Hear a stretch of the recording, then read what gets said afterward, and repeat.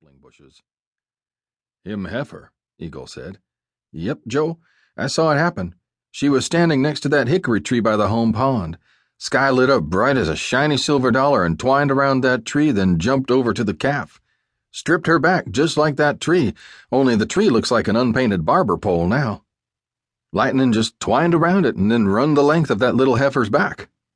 "Heap storm," Joe said. "Heap lightning. Heap rain. We gotta get her out of there and not get caught in that brush ourselves. You get head, I get tail, we drag out and rope." "Good idea, Joe," Dane said.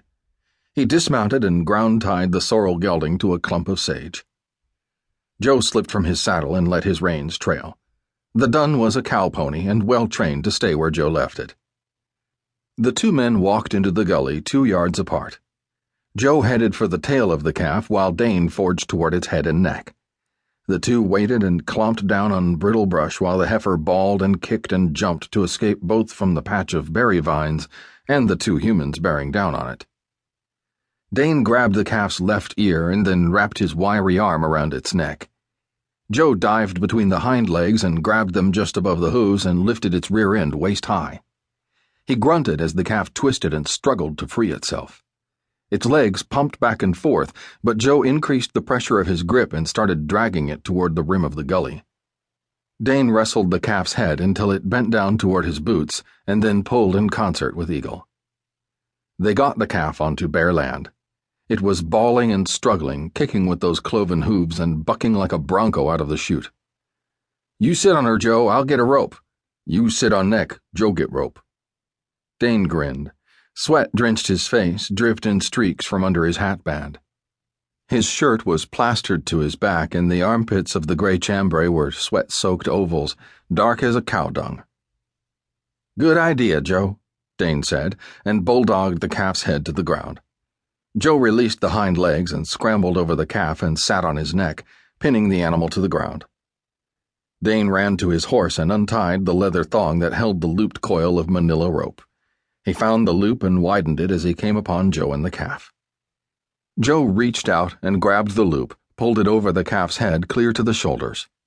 Dane pulled on the rope and tightened the loop until it was snug around the calf's neck. Joe stood up and stepped away from the heifer. It stood there, spraddled, its brown and white curly hide dulled with dust and the detritus of the brush. It looked stupefied and stopped its caterwauling. Dane handed the coiled rope to Joe. "Hold her tight. I got a tin of salve in my back pocket." "Huh," Joe grunted and grasped the rope. He held the rope in one hand and bent the calf's head toward its chest with the other, holding it in place. Dane reached into his back pocket, the one that did not hold his tobacco pouch, and pulled out a flat tin box. The tin, which had once held snuff, now was packed with Indian salve. The original label from which he had drawn this portion proclaimed it to be vegetable and animal. The ad on the original label said that the salve was an invaluable specific for the cure of cuts, tumors, swelling, running sores, burns, freezes, chopped hands, and corns. The price of the salve had been 12.5 cents when he bought it from a medicine peddler passing through Shawnee Mission. The peddler said the salve was prepared and sold by Merritt Griffin of Glens Falls, New York, and that too had been on the label. Dane figured that the calf had at least 2 of the ailments, perhaps 3. When he looked at the slashed flesh, he saw that there was some swelling, and it was probably burned and would wind up as a running sore. "Joe, you hold that calf real steady while I smear this salve over its wound." Dane twisted the lid off the tin and let it drop to the ground. Joe sniffed the odor emanating from the salve. "Him stink," he said. "Yep, it smells to high heaven, Joe, but it's better'n ointment. Last longer, I reckon." Dane stuck 2 fingers into the salve and withdrew a dollop of the medicament. He started at the tail and laved the goop on, dipping into the tin for more salve until he had covered the entire pink of the exposed flesh. When he finished, the tin was almost empty and it still gave off a rank odor. "Okay, Joe, you can let her go. I'll dope her again in a couple of days and see how she's doing." Joe slipped the loop off the calf's neck. It stood there for a long moment, then took one gingerly step, then another. It wagged its short tail and shook his head. "If she don't lick it off, that salve ought to cure her. A wonder she didn't get electrocuted," Dane said.